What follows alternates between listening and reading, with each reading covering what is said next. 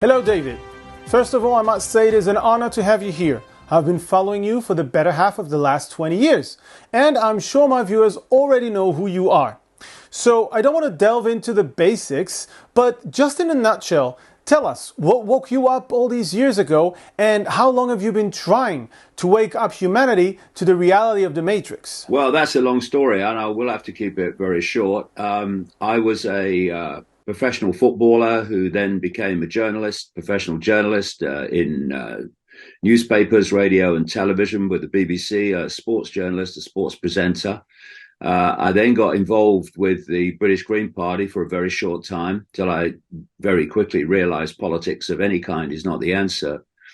And then a series of, shall we say, very paranormal experiences happened to me and put me on this journey in 1990.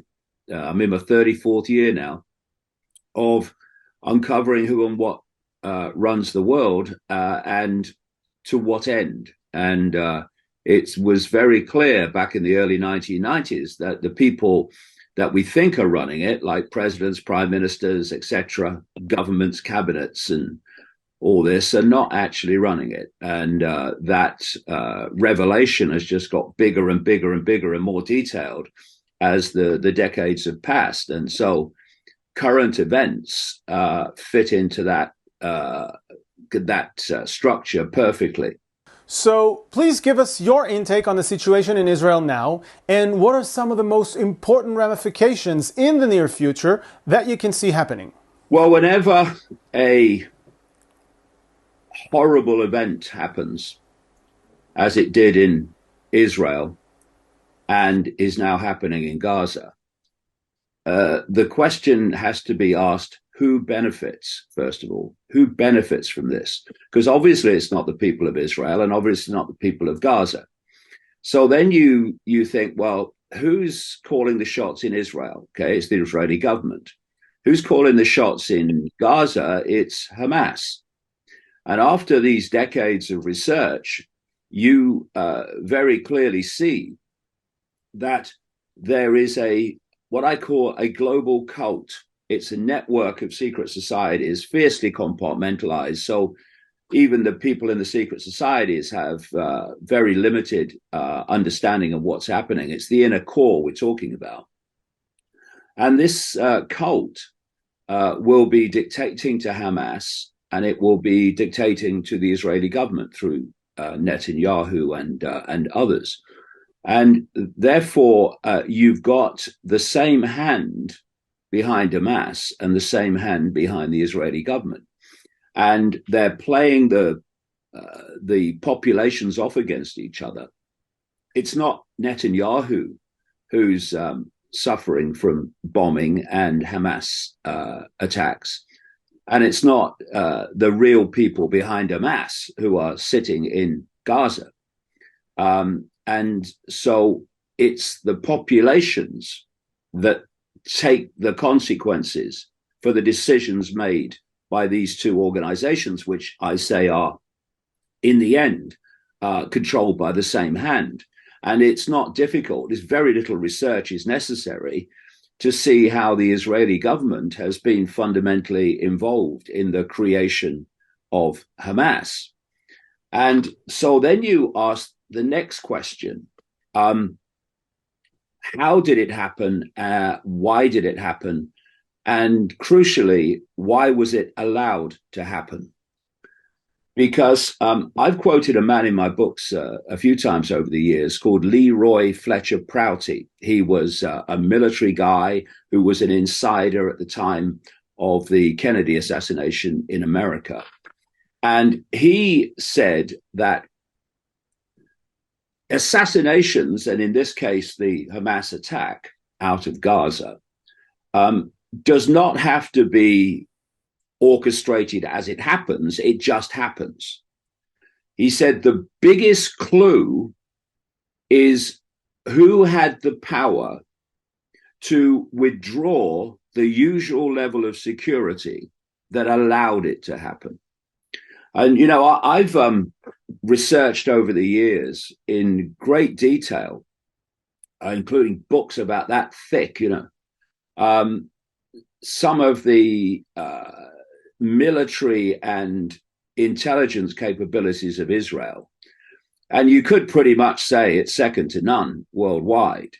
If you look at Mossad and Shin Bet and their surveillance and intelligence networks, you look at the Israeli Defense Forces and how well trained and armed and organized they are. And yet, all these people out of Gaza under the banner of Hamas somehow broke through the fence in multiple places. I hear about 15 places. And then I hear former border guards in the Israeli Defense Forces. I heard one this morning, another one, who come out and say, this is impossible. We knew when a cockroach was touching the fence, never mind a tractor. It's impossible that this would have been allowed to happen unless it was allowed to happen.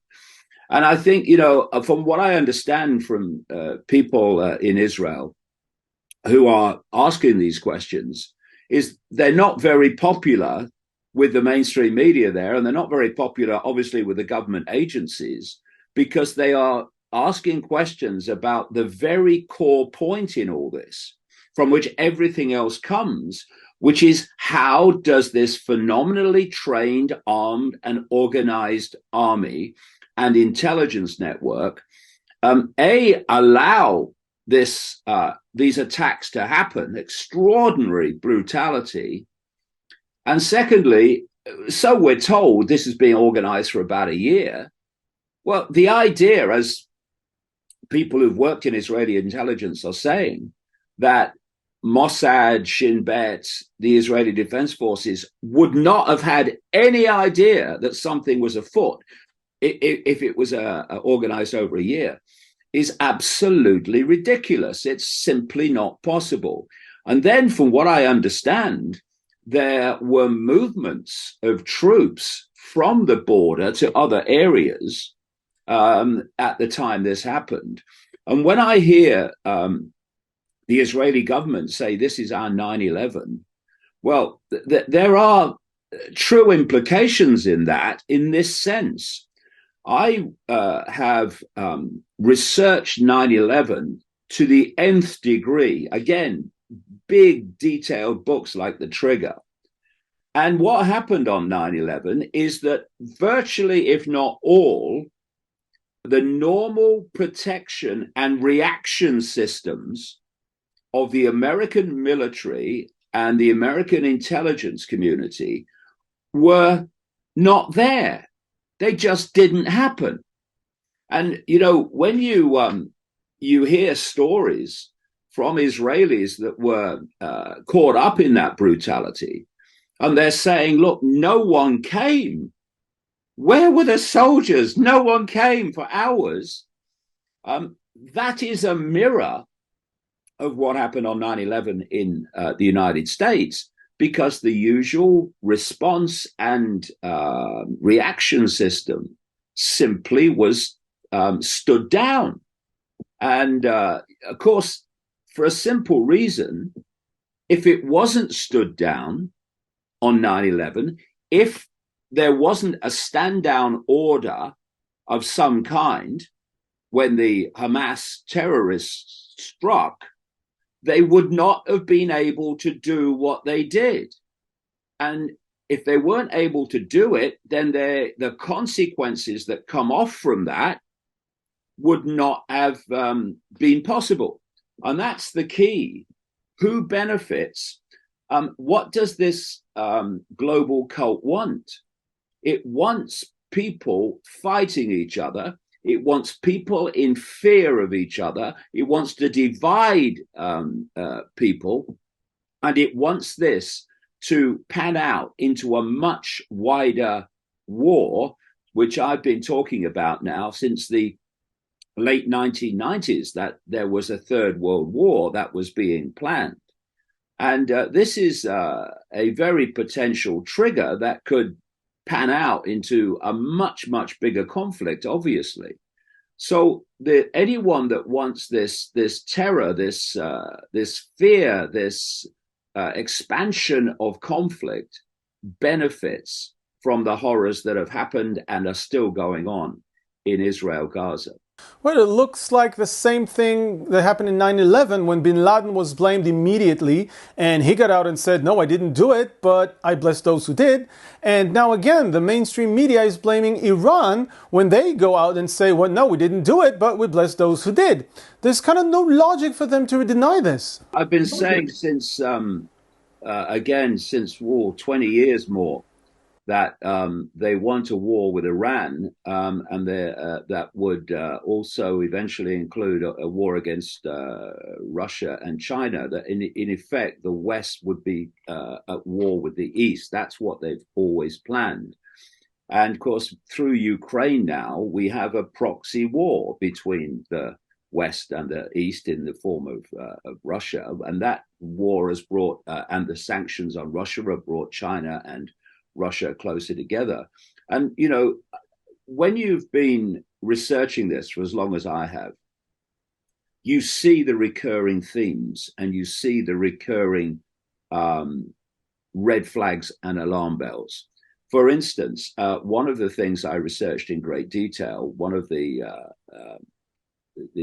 shall we say, horrible events, say the least, was the death of Princess Diana. And again, I walked the route that car took a number of times in Paris when I was researching that. There are 17 traffic cameras between the Ritz Hotel, where her and Dodi Fayed left, and the Pont d'Alma tunnel, where she crashed. There is a traffic camera right on top of the entrance to the tunnel. All 17 traffic cameras, just going on from what you've just said, all 17 traffic cameras were not working at the time that journey took place. And there was a man, one of these people, one of these nerds who loves listening into police radio frequencies and what have you. And he said he was sitting on a bench near the Eiffel Tower, which is just across the river from the Pont d'Alma tunnel. And he said in the half an hour of the crash, before and after, there were no communications on the police frequencies. They stopped. At the same time, the cameras went down.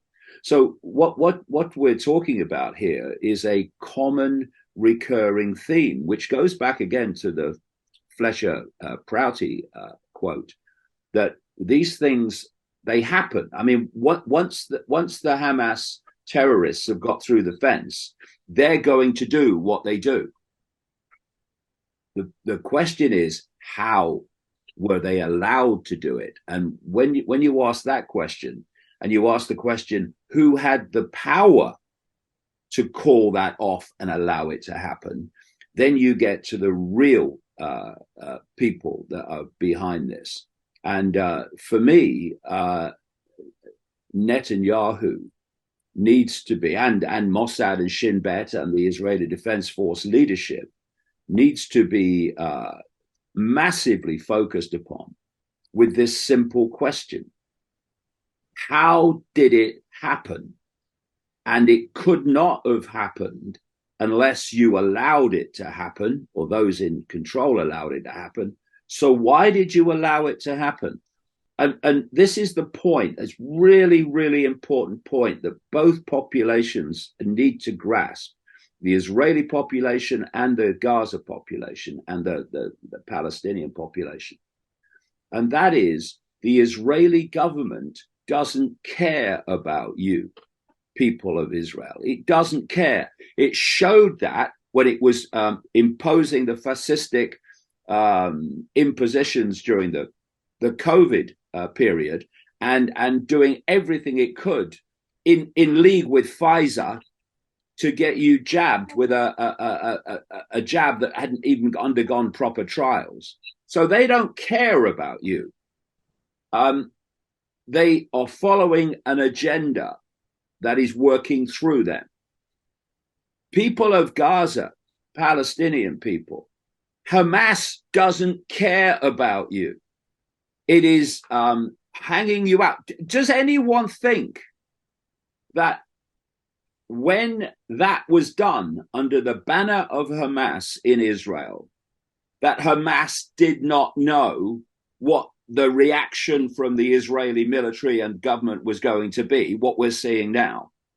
So they knew that this mass bombing of Gaza was going to happen, not least because it's happened before in the similar circumstances. So this is a step up on it, obviously.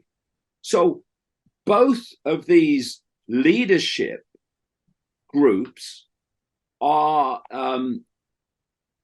just leaving their own populations to take this extraordinary consequence for their actions. They don't care about you. And if we could just, oh, please, God, please, let's just have the sensible Israeli population and the sensible Palestinian population just start to see this and realize that while you're being told to hate the Jews, and Jewish people are being told to hate or fear the Palestinians, the same hands are on the same strings attached to both parties. This is what we need to grasp so we can start talking to each other. How many people in Israel really want a war, constant fear of war? How many people in Gaza want the constant fear of more bombing? None of them, virtually, unless they're psychopaths. So why do we have it? We have it because of who's leading the Palestinians and who's leading the Jewish people. They're the ones we need to focus upon. And then one step back into the shadows, that force that is controlling events via both of them. So, what do you think is making them do this? I mean, why, for example, Netanyahu is acting the way he does? It looks like he's almost going against his own people. Right. Well, look at Netanyahu. Look at how many times and for how long he's been prime minister of Israel over the years. And if he wasn't acceptable to this global cult, he wouldn't have enjoyed that period of leadership. He wouldn't. He's a puppet. I think he's a psychopath, just like the Hamas leadership of psychopaths. But he's a puppet, and the Hamas leadership will be puppets as well. And you look at people like Silicon Valley. I mean, the cult created Silicon Valley. It owns the global media. It owns the World Health Organization, through which the COVID hoax was played out. It was created by the Rockefeller family, a big cult family, in 1948, so that they would have control, which is where they're going fast now, and they had it during COVID. They have control of world health policy from under one roof. This is what they want to do. They see the more you centralize power, the more power you have, first of all, to centralize even quicker, which is why the global centralization of power has got faster and faster. But the more you centralize power, the fewer people have more power over the lives of more and more and more and more. This is why they want to centralize power on a global level. And all these things, what's happening in Israel and Gaza now, what's happening in Ukraine, the First World War, the Second World War, all these things are designed to push the world towards a centralized world dictatorship in which every country and every community would be centrally controlled by a world authority. And I've been writing about this now since the early 1990s, and now they're openly talking about it. You have World Summit conferences, and they're pushing for this centralization of power. Why? Because that means that a tiny few people at the center of this global network will be dictating to the lives of everybody on planet Earth, and they'll do it via artificial intelligence. That's why artificial intelligence technology is taking over everything, because what they want is a digital concentration camp, one in which you can't do anything if AI decides you can't do it. This is why they are going towards globally, all these different countries agreeing the same thing because it's centrally coordinated, a world currency, a digital currency that can be programmed so that it won't buy what they don't want you to buy. And through that system of cameras and limits to how far you can go from your own home, what they're calling 15-minute cities, if you try to breach that digital wall, then the fine will be taken out of your bank account immediately via this digital currency. So what's happening is the world is closing in, and the currency of control that's driving it is fear.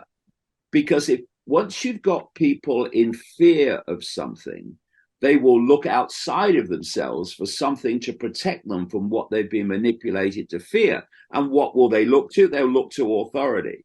So the more people are in fear, the more they look to authority to protect them. And look at what's happened in Israel now. Of course, there's terror in Israel after what's happened.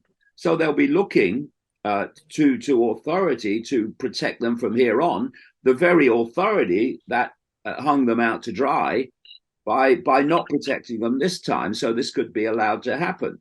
The people of Gaza will massively be looking at their authority, their Hamas or whatever, to protect them and to stand up for them.